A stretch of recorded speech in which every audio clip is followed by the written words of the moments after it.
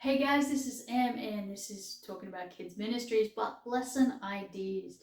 Today, I was in a situation where I wasn't actually teaching, uh, but someone was sick, and so I found out last minute.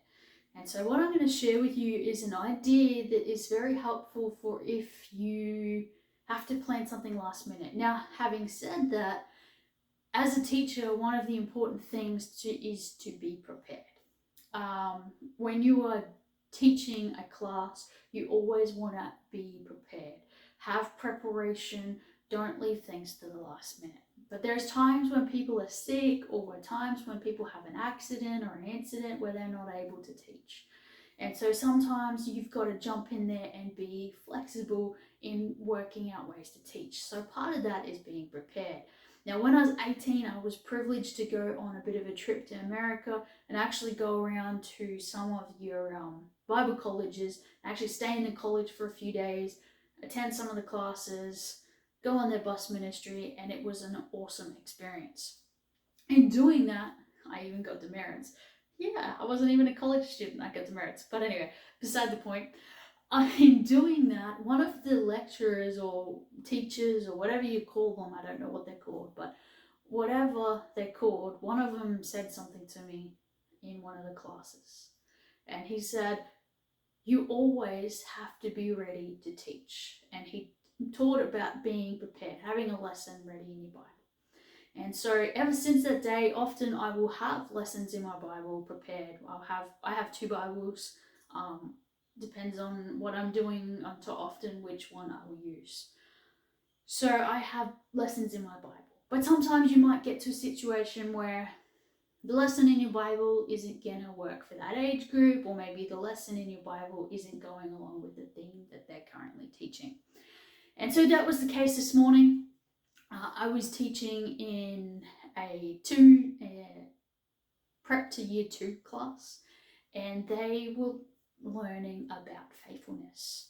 And they were learning up to, in their series that they're doing, they were up to learning about David. And so what I did this morning is, when I'd gone over the passages and I'd read some verses and I'd wrote out my notes this morning and what I would teach and how I would teach it. But I knew that when I got to church, I was going to do two things.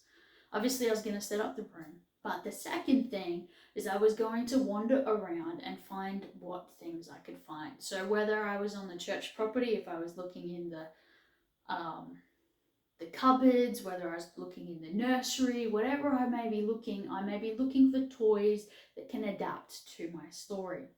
Say, for example, I found a basket of teddies.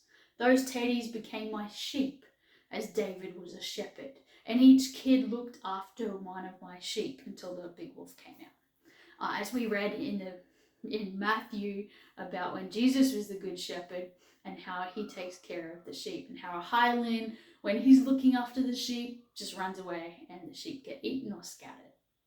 And so we kind of cross-referenced a few things. But in that story, I was able to find things. I was thinking of David being faithful in his practicing his harp, in learning how to play the instrument, as he was a skillful player. So what did I find? Well, I didn't find a harp, but I found a xylophone, kind of. It was a baby's toy that kind of had a xylophone thing on it. So it's a great tool. I found some material crown, a rag for a slingshot. So you just got to look around you and find some random things that can help bring the story to life. The other thing I do is I get the kids to enact it with me. One of them was David defeating the lion. I was the lion with my wild, woolly red hair, and he was David, and he defeated the lion. And you get them involved and you get them acting out part of the story, and they get excited about it.